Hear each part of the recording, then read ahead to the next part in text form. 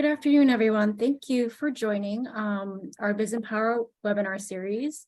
This week, it's for government and Main Streets to kind of educate those of you that work closely with our cities and towns on our main streets.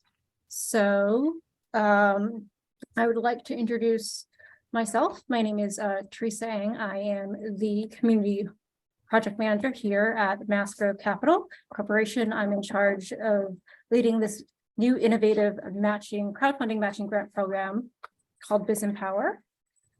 And I was hired on for one of the largest COVID-19 relief grant programs that help with technical assistance and language. And before that, I was in the food industry for over 12 years and helped launch a new coffee bar inside a boutique fitness studio as part of their lifestyle brand in 2019.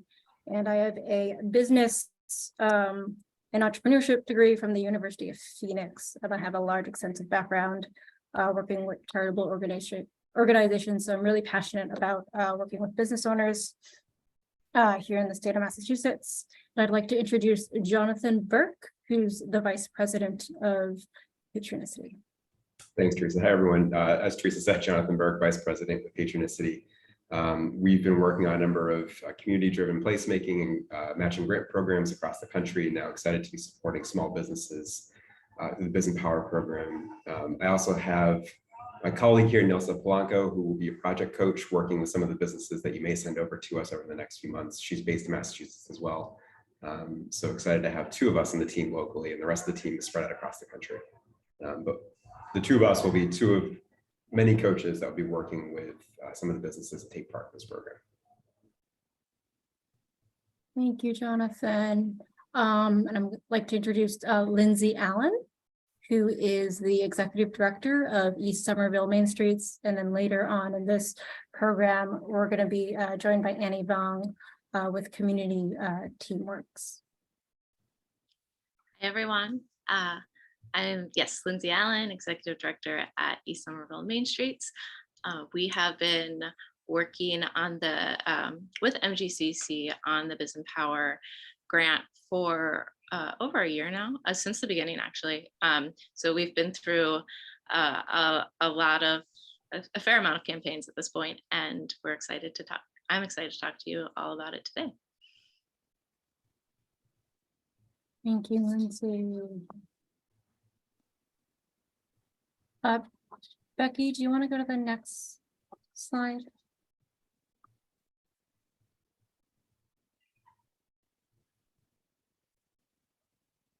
And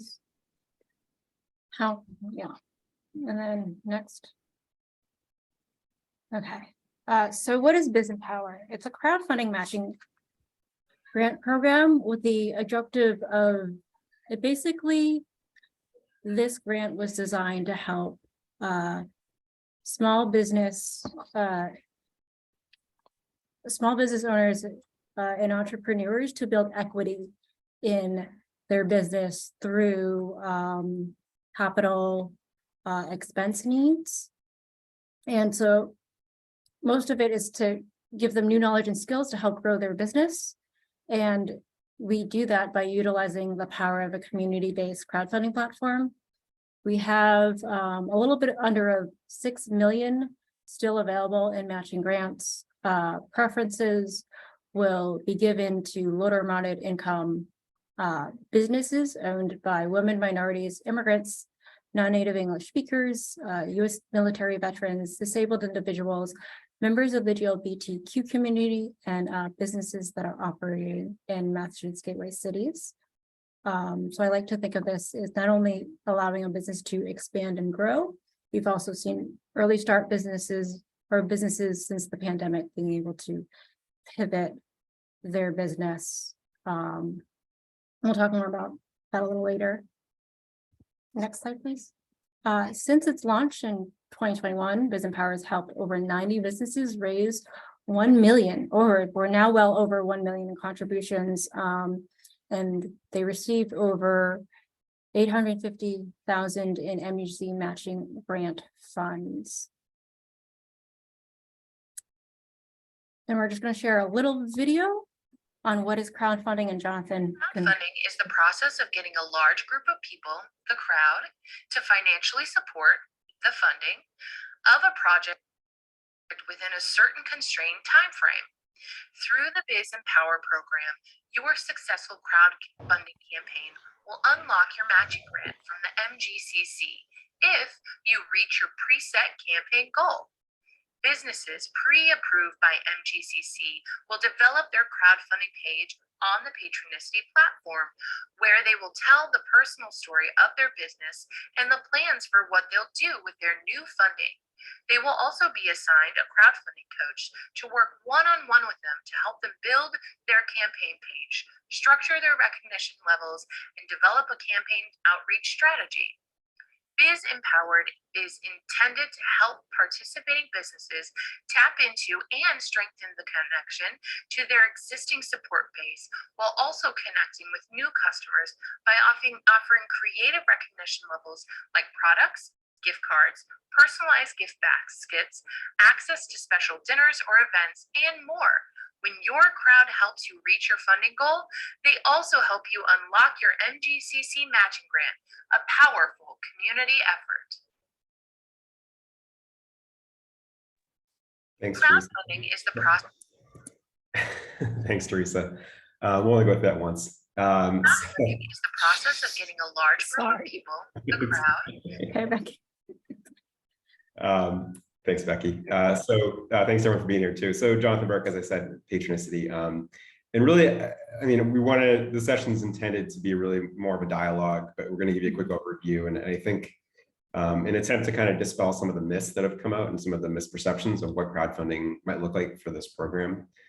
Most businesses don't have a lot of experience with crowdfunding. If they do, it may have been for sort of an equity raise early on, or different types of campaigns. So this is very much a sort of donation or rewards based and emphasis on the rewards based program. So if a business is approved through the portion of the program that MGCC controls in the submittable application side of things, which is the first step of the program, they'll be sent over to our team. They'll work directly with a coach, myself or one of my colleagues, Nilsa or another colleague, to work with them to really help tell the story of their business, what they're trying to do with the funding, and structure creative rewards that not just incentivize donors, but also try to tie their new supporters back into the business, and almost as a way to market their business to the community as well.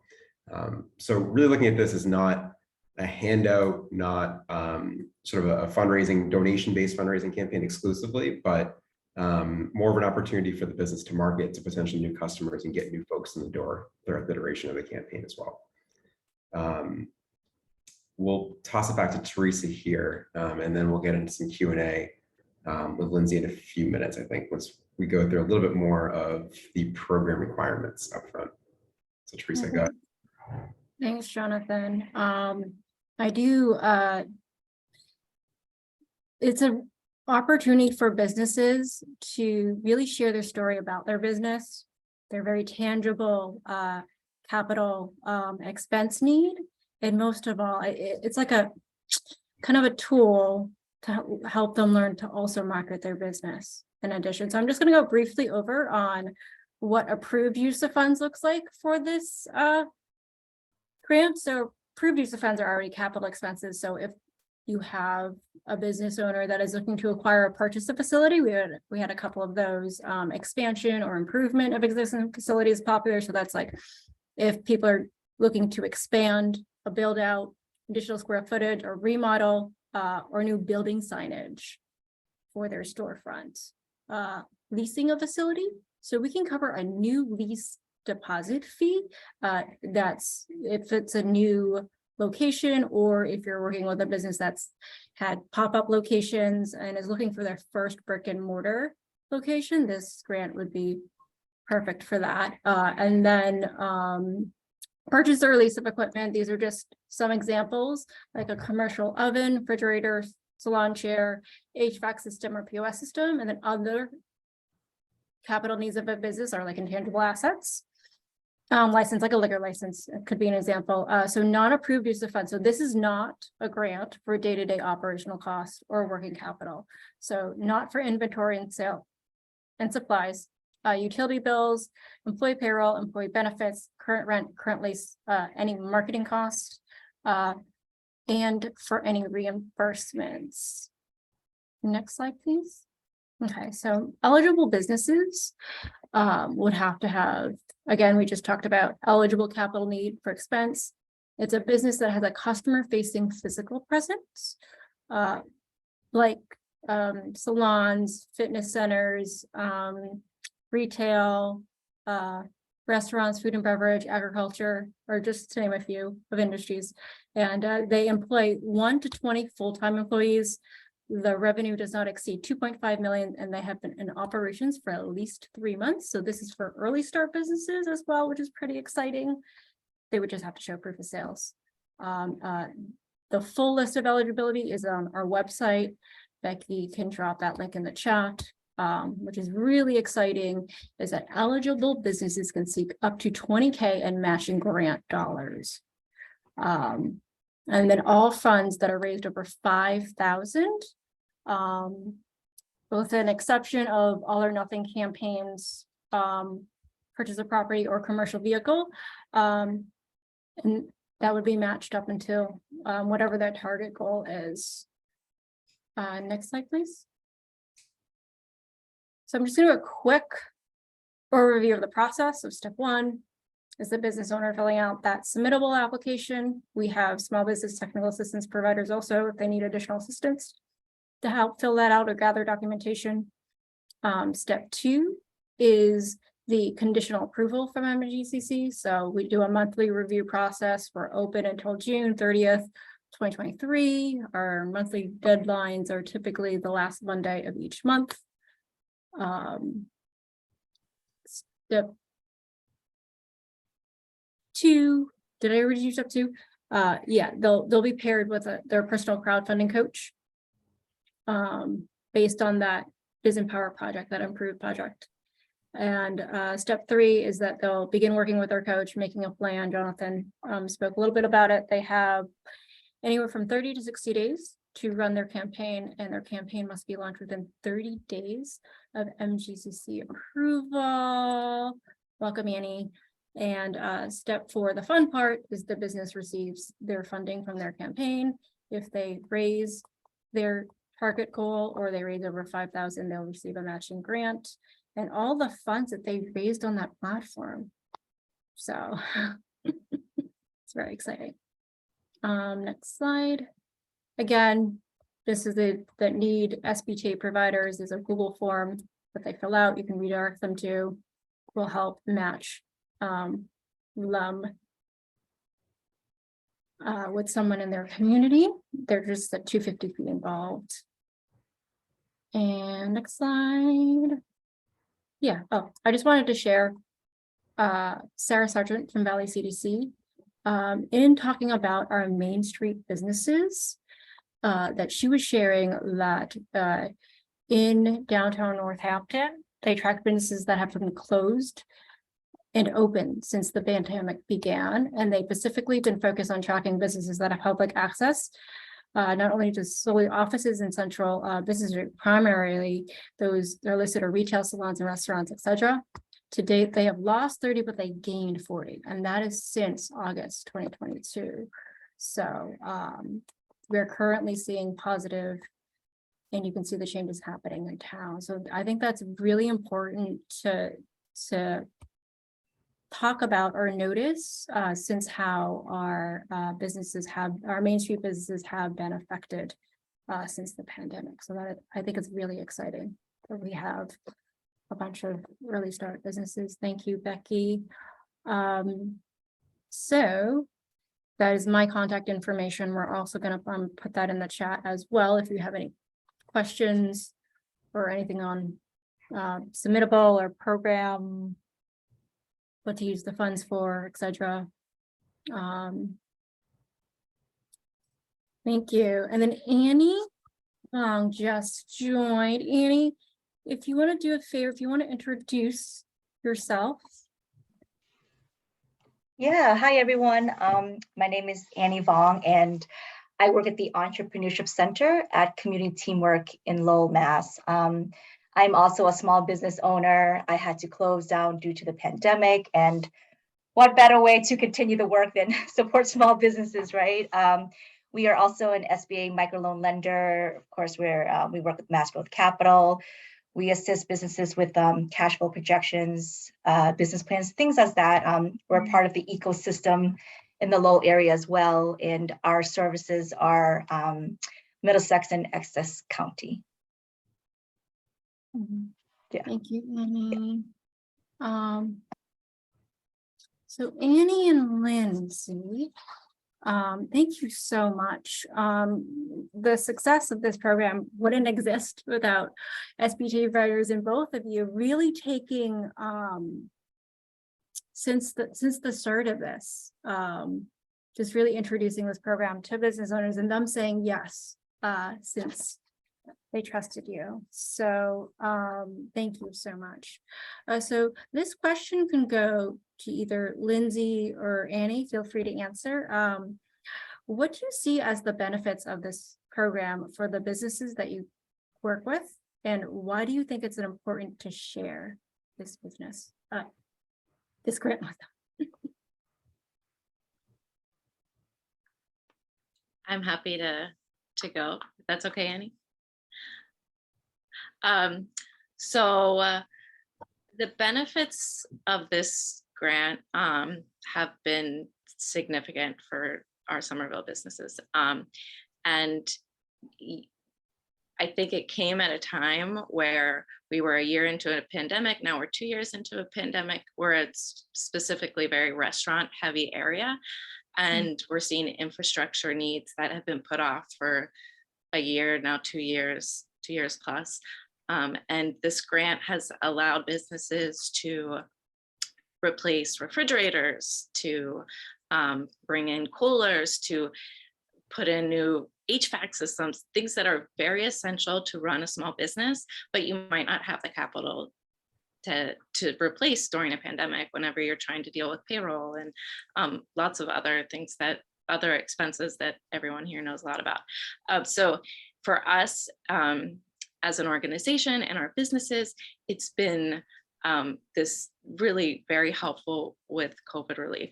But on the other side of that, it's been wonderful working with Patronicity, and the marketing part that goes along has helped businesses kind of rethink how they interact with the community, how they can bring in new customers. So there's this additional piece where we're kind of getting working capital, or we're also getting marketing. So it's just been a wonderful program. I don't think any of the businesses that I've worked with did crowdfunding before. So it was a new experience. They were open to it. They were, sometimes it kind of took a little bit of, discussing. I think we'll talk about that later, but overall, very beneficial, and yeah, great program. Thanks, Lindsay. Annie, thoughts? Yeah, first of all, hi, Allie. I thought that was you. We're all from Lowell. Yeah, it's just a lot of what Lindsay said as well. Of course, business owners, small business owners, they don't have the capital, they don't have the funding or the means. And what better way than to introduce this grant where not only is crowdfunding, but it's like a match program. Like, where else are you able to double and maximize what you're looking to get? And I think also in working with Patronicity in the marketing coaches, the business owners are also able to sort of kind of remind themselves why they're doing this in the first place, because pandemic has been hard for everyone. And then also to show that there are supporters everywhere that wants to help donate to the business and see them succeed. So. It's great, really great points there. Thank you both for that. And I want to follow up. I think that's something Lindsay touched on a little bit, which is sort of the difficulty in explaining this program. It requires a lot of explanation, I think, as we found. I think it's not your traditional grant by any means. I think when you throw crowdfunding on top of it, it's sort of this big sort of amorphous thing that people think they might know about, or a friend who did a Kickstarter years ago or a GoFundMe, and it can be a scary thing. So how did you, I think, go about approaching explaining how the program worked? But secondly, too, how did you sort of, what were some of the concerns that folks expressed? And then how did you go about sort of just like dissuading and calming those concerns, I guess, a bit? Annie, I guess we'll start with you on this one since Lindsay went first last time. Sorry. Okay, no, that's okay. Yeah, I mean, as you guys know, it took a very long time to get anyone to, I guess, like convince them to like, this is great. Let's, it took us, when did this launch? Like 2021, early 2021 or so? Early 2021 in June. Summer of Yeah, 2021. June, summer, Yeah. summer, most And of then the summer. And I think we actually got our first business in Lowell in December to actually run it. And it was very difficult because every business owner, they don't want to ask for money. To them, it's like, well, I have services that people buy things from. And so how will I ask them to donate to me? And I think one way that we approach it was we had like one-on-one conversations, and most of my team were also business owners at that time, so we were kind of already trusted in the community, but it still was difficult to convince them. And then early this year, we decided to do a webinar with Theresa and Jonathan, and invited just like a bunch of people, business owners in Lowell, to just like check it out and to hear it from the resources and how it could really benefit them. I think because the first business actually did the campaign, it took one business to convince everyone, like, okay, I think I can do this. They raised that much money to get new refrigerators. All right, I will try this. And then once they heard from Theresa and Jonathan, they were just like, okay, these are actual people that are actually helping us, not just like robots and whatnot. But even after our webinar, it still took some time to convince them. And I just think that by then it was just like, okay, we really can't take out any more loans. We're going to rely on this. And since then, I think we've had like 7 and 3 more in the pipeline coming up right now. So definitely not easy. And you touched on a really good point there. And it's a concern I think we hear a lot from businesses, is that I don't feel comfortable asking for a handout.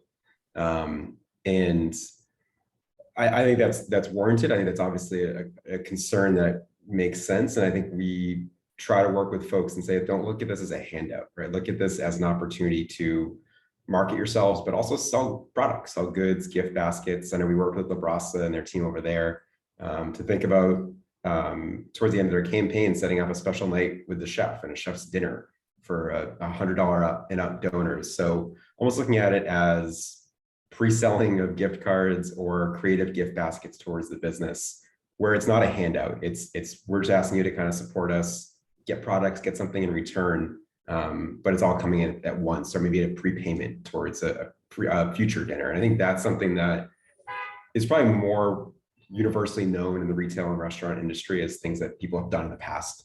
It is a little bit more accepted than I think crowdfunding is to date, at least this type of crowdfunding. So just one of the things I wanted to touch on there, because it's something we do hear a lot, and try to kind of work with folks to get a better understanding around that. But Lindsay, I don't want to jump into your answer on this. I'll let you go too.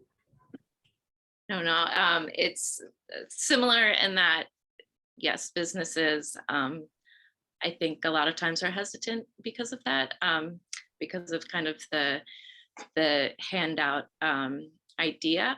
I do think the rewards is a really nice complement to that, though, because the person is getting something, and you can kind of set those at whatever level you felt comfortable, and you can be really creative with them, which I think a lot of the businesses appreciate. The other, when I would approach businesses and it kind of felt overwhelming, I would show them examples, of previous campaigns that we had done, and I think that was helpful. The technology part of it was like also a little bit, I think, could made businesses a little bit more hesitant as well. But that's kind of where we would just be a little bit more present with that part of it if they needed it, like if they needed a little bit more assistance with photographs, or setting up the campaign page, and Patronicity is wonderful with that as well. But I would say technology of the process and asking for money are the two hardest parts, and showing them a campaign can be helpful in terms of getting them to see what it can be, and kind of they can take their own spin on it. Great, thank you both. Teresa, do you want to open it up to the audience too and see if anybody has questions for our panelists or ourselves about the program? We have a few folks on here live joining us. Yes. So if anybody has any questions, feel free to unmute yourself. You could ask a question to me, Jonathan, Lindsay, or Annie.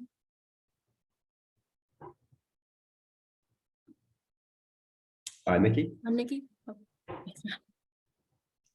Hi, I didn't want to step on anybody's toes.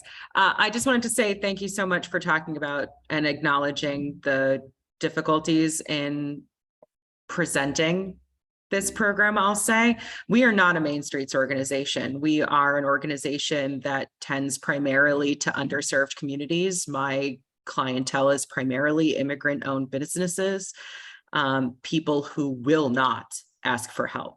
And building that trust and establishing connections is a long-term process. I imagine that this will take many, many touches before any of my businesses will buy on. But I just wanted to check in with the folks who have dealt with businesses who have successfully gone through the program.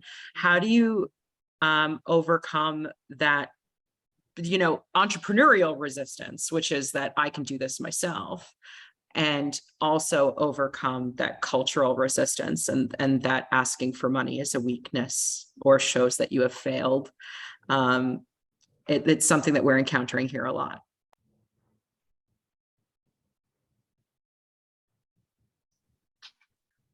Well, so our Main Street district we're almost 80% immigrant owned. So a lot of, I think all of the businesses that almost all of the businesses that we've done Biz-M-Power campaigns with are immigrant owned businesses. And I think I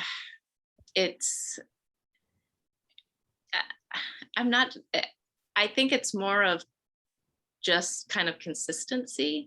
A lot of most of them didn't kind of on the first time say, yeah, that sounds like a great idea. It definitely took, like, we had a business meeting about it. We talked about it one-on-one. We talked about it 2 months later, one-on-one. And then finally, and I think COVID had a lot to do with the fact that there just weren't a lot of other options. It just, like, if you need capital, this was one way to do it. And we tried to be a great partner in that, and kind of help them through it and make them a little bit more comfortable with the process. But it definitely is a barrier in terms of just trying to think in a different way.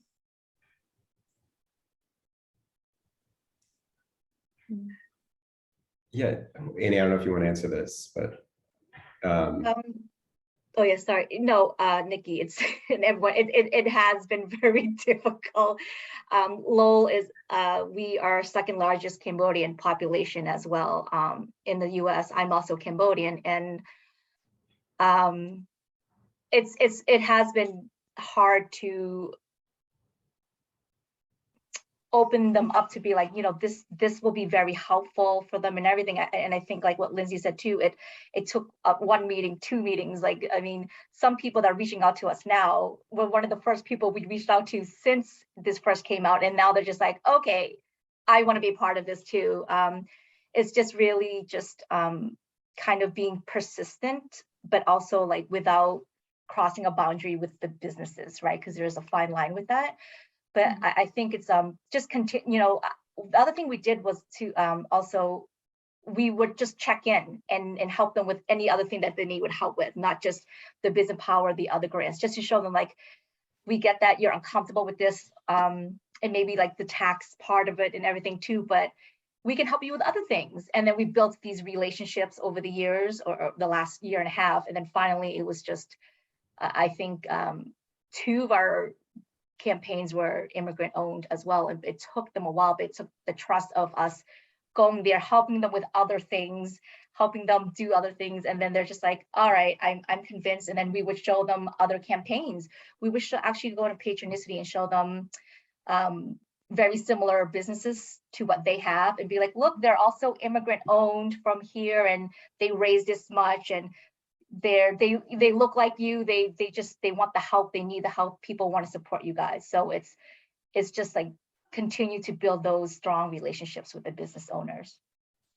And really good points. And the one thing I would add to that, just from the coaching side of things, which usually comes later, is that there's some campaigns that we still need to sort of have that same conversation with after they've already gone through the application process and get to this point of the program. We really try to work with folks to kind of just rethink how they approach this, and it's not asking for a handout, right? It's asking, it's almost selling things, right? It can be selling products, it can be selling creative baskets or creative things from the business. We had Hamdallah Aloner from Goody Crunch, which is Merrimack Valley-based food products, immigrant-owned business, and she was essentially putting together gift baskets of her product, but also of elements and pieces of things from her home country, things that were handmade in her country that she added into this little creative gift basket. And it was a really innovative way to not just get people to support the campaign, but also to get them to sort of feel like they're a part of her story and a part of her building her business. So thinking about it more, like other folks have said too, as an opportunity, as a marketing program, less as just a handout opportunity. I think that's one of the things that's helped sort of get business owners who aren't comfortable asking for money over the hump of that, because the donors tend to be there. We've noticed a lot of support since the pandemic for businesses, for people to understand what they could lose if their small business community closes. That's something that we started doing crowdfunding for small businesses in April of 2020. We just launched our platform waived all fees, and anybody who needs capital for your small business over the next few months, feel free to use our platform. And we were shocked at how much people were just giving to businesses in those months. I know that was sort of across the board. That's obviously pulled back a little bit, but I do think there is a feeling universally out there of, we saw what happens when we didn't have our favorite stores and restaurants for a few months. And we know that feeling that we don't want to have that back later on if we lose those businesses. So I think people are really willing to support, and this is a great opportunity for them to do that. Yes, I agree. And yeah, it's amazing the support from where I stand, and I look, the amazing support where there are local, like, people genuinely want to see these business owners on their main streets succeed. You know, it's less about like this project and flooring. Some of these asks are not, how do I call it? They're not sexy asks, right? They're normal every day. And it's more about, I, as a person who patrons businesses, you know, about supporting that business owner and their story and what they're, you know, how passionate they are about like their product. You know, there's a lot of community support, which is very surprising. I don't know, Jonathan, if you want to share the current success rate for campaigns that is it 80? About 80, I don't have it in front of me. It's probably about 85%. 85% success rate. And I do think that is because there is this support. If they don't have to work with an SBT provider, but if they do, there's support throughout this entire process and with the one-on-one, the Patronicity coaches. Again, it's this grant, I can't say it enough. It's really more about education, and the matching grant portion is more just like a carrot just to help the business owner learn more. We see, just so everybody has an idea, for minority-owned businesses with the Biz-M-Power grant program, we see 95% of minority-owned businesses that sign up for this program, which I think is it echoes similarly what Lindsay Allen was saying, that businesses, you know, this is because they can't get a loan. Think of it this way, it's a bridge gap if you can't get a loan in order to expand your business. So yeah, I think I think. I just dropped the recording or the link to the recordings of our previous webinars, so you can see and actually hear from businesses who have participated in the program. Then I had about 2 businesses participate, restaurants, food and agriculture products, and retail are those 3. And then we still have, 3 more coming up? Over the Yes, next we have salons. Salons is hair, nail salons, fitness and health industries, Okay. which is on the 10th. And then we it's have, like on the 17th. and then, a Spanish webinar on the 17th. Last year we did host both a Spanish webinar and an Asian webinar as well for translation. But yeah, you're welcome to. Any other questions too from the audience? Like Allie, Add something. Hi, I just want to add something in terms of like hesitation too, and I have not worked with this program, but I came to learn about it, which I'm grateful for this opportunity. But I've worked with folks on other crowdfunding campaigns, and I think one of the other points of hesitation is like that if they fail, it's like a public thing. Or not fail. See, if they don't reach their goal, it's like a public failure. And like, I think what Jonathan, you said about thinking of it as a marketing campaign is like the countervalue. It's like either way, you're going to get something out of this. You're going to promote your business. You're going to probably boost your search engine optimization if you do it correctly. And you're still going to get, even if you don't reach your whole goal, you're still going to get yourself, bridge that gap a little bit, as Theresa said. So I think that's like, because sometimes I think people less nowadays, but I think people used to think of these things as like, oh, like you just do a crowdfunding campaign and like you get this money. It's like, it actually takes like a lot of work, but you'll get something out of it either way. But it's not like, don't like put all your eggs in this basket, but think of it as like a way to promote your business and to raise some funds at the same time. Yeah, great points. Thanks, Allie. And the piece I'll add to that too is we had a rule change a few months ago to hopefully make folks feel a little bit more comfortable going for an ask of what they actually needed. But if they did not hit their goal, it's not technically a failure. So hopefully people wouldn't look at that as a failure. If they raise, like Theresa said, anything over $5,000. So if they have a $20,000 goal and only raise 7,000, they'll still be matched to 7,000. So they'll get 14,000 from the program, just as long as they show an update. So what their budget would be using 14,000 instead of that full 40,000 from the program. Yeah, sorry. Also, I wanted to add on to that too. I think once that was implemented, a lot of our business owners felt less pressure. Again, of not raising the money and then feeling like, oh, I'm not even able to get what I really wanted. But so that was like a great implementation. So thank you guys. And it helped us with getting more clients to sign up as well. Good. Glad to hear that worked. Yeah. Any other questions from folks in the audience?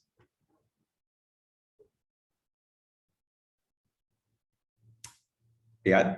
Hey, Iyad from Bella Community Development here. Thank you for taking the time to put this together. I really appreciate it. I'm thankful on the behalf of all the business owners that we're working with. I still haven't had my training on the grant, but I have a question in regards to the lease. So if we were working with a client that want to move into downtown space, and their new lease might happen prior to them maybe submitting their application, would that still count as a new lease or not? So the new lease, so they're at a current location, they're looking to move, and the new lease is not signed yet, or? Yeah, let's say it's still in the works. I'm just creating a scenario. Yeah. They would have to have a signed lease on the second location, because we do. Unfortunately, we've had experiences where landlords do change their mind.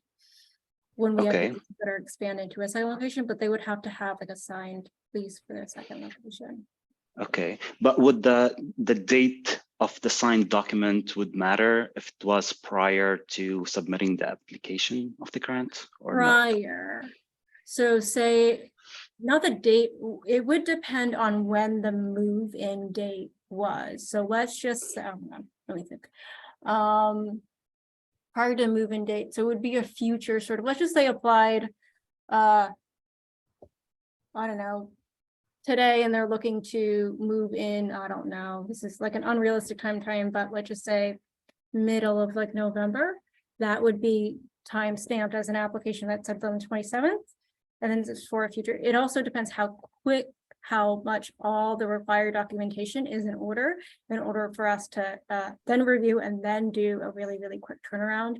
You can feel free to always email me. So that would be applicable as long as I get approved in advance within a certain, in that scenario, that is. Let's just say another scenario is they already moved in like October 1st and they applied today. That would be not applicable because that would be considered as working capital.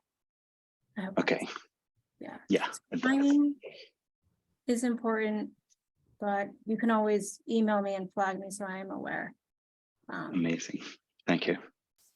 Can I ask a question to bounce off of that? Yes, maybe. If they're paying out of pocket because their campaign has not ended and they are now moving in, is that a reimbursement that would then disqualify them from being eligible? So they've already, so in this scenario, they've gotten approved for that first deposit lease fee. You would just have to, I would just have to submit it as a special case. So Okay. I'd get approval in advance, because we've Great. had done that where sometimes it takes a little longer than anticipated to get the crowdfunding page up, get all the documents. But then you're like, we've had scenarios where that type of reimbursement is okay, as long as Okay, it's, yeah. great, thank you. Thank you. And Nikki, for your case, you're in North Shore CDC, right? I'm across the street from you, so if you need me to come by and chat with anybody. Hi. Hi. Yes, if you guys need us to come and do like a webinar, feel free, we can find some time. Remembers, does anybody else have any other questions?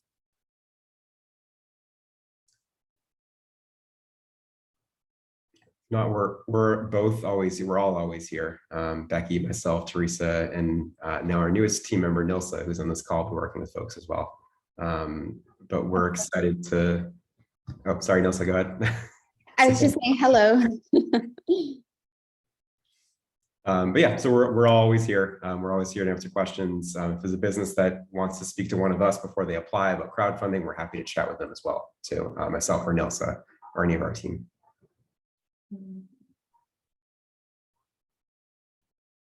Yeah. Thank you for your time. I really appreciate that. Yeah, thank you for this. This was great. Thank you all. Nice meeting you. Nice Have a meeting great you. day. Thank you so much. Thanks for having me, guys. We'll be in touch, Theresa. Yes. Yeah. Thank you Okay. Lindsay, for joining us. Bye, everyone. Very Thank much. you, Jonathan. Thanks Bye, for having Lindsay. me. Bye, everyone. Lindsay. Bye. Bye. All right. That was a good, I'll stop. Nilsa, Theresa, Hold now on, to let get me stop share. I'll introduce you.